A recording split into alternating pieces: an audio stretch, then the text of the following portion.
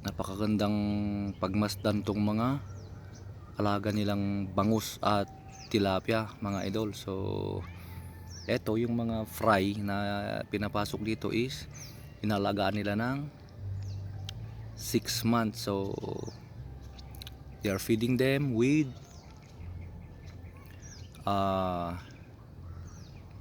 fry mass sa una. Fry mass yung pang malilit lang, since fry pa lang po yung pinapasok nila dito sa kanilang mga pan.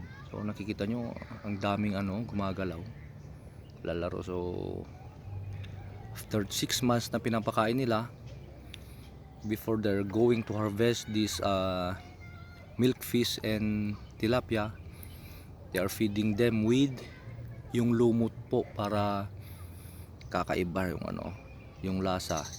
I think dun sa 3rd, 4th, 5th months is pinapakain nila ito ng yung mga reject na huli nila dyan sa dagat. So nandyan nakikita nyo mga idols yung mga bangus. Yun sila naglalaro.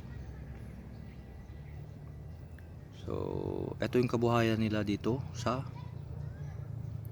Barangay Karuuan.